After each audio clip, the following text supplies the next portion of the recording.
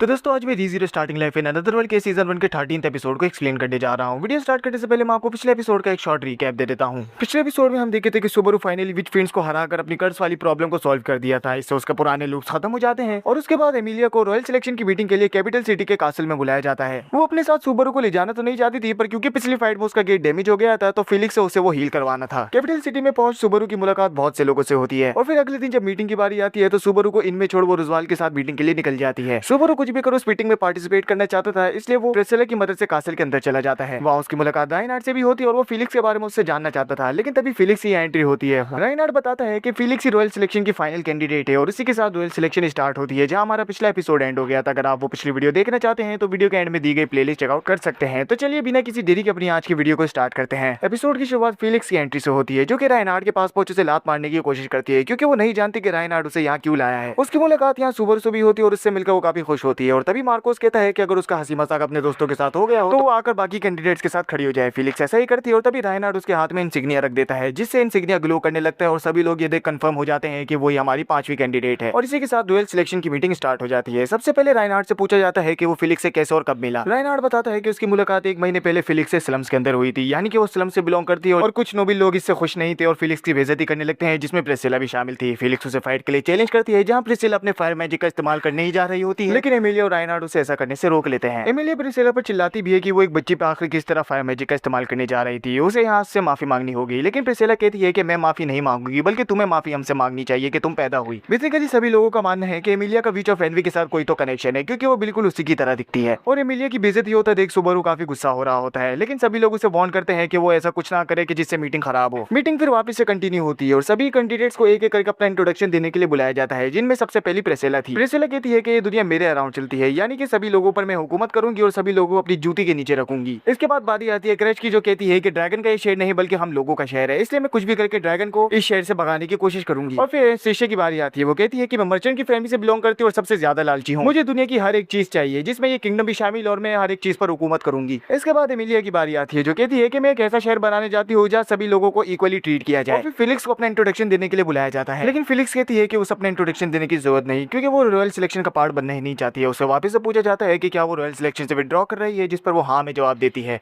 सभी नोबल फिर फिलिक्स की बेइज्जती करना शुरू कर देते हैं, लेकिन फिलिक्स को इनसे कोई फर्क नहीं पड़ता। तो राइनहार्ड की बारी आ जाती है। वो कहते हैं कि राइनहार्ड जैसा पॉपुलर और ताकतवर नाइट आखिर किस तरह एक स्लम की लड़की को राजा बनने की इजाजत दे सकता है, लेकिन राइनहार्ड को भी बेइज्जती से कोई फर्क नहीं पड़ता। जिसके बाद ये लोग एमिलिया पर आ जाते हैं। कहते हैं कि एक तरफ तो ये फिलिक्स थी जो कि स्लम से आई, और दूसरी तरफ ये हाफ हार्टेड डीमन है जो कि बिल्कुल विच ऑफ एनवी की तरह दिखती है, और आखिर कौन ही उसे राजा बनाना चाहेगा। सुबारू से एमिलिया की बेइज्जती बर्दाश्त नहीं होती, वो तुरंत ही सभी लोगों के सामने चिल्ला पड़ता है। कहता है कि वो एमिलिया की बेइज्जती करना बंद करें, क्योंकि एमिलिया यहाँ मुझे सभी लोगों से कई गुना बेहतर है। लेकिन एमिलिया सुबारू को चुप रहने के लिए कहती है और तभी अपना वापस से इंट्रोडक्शन देती है।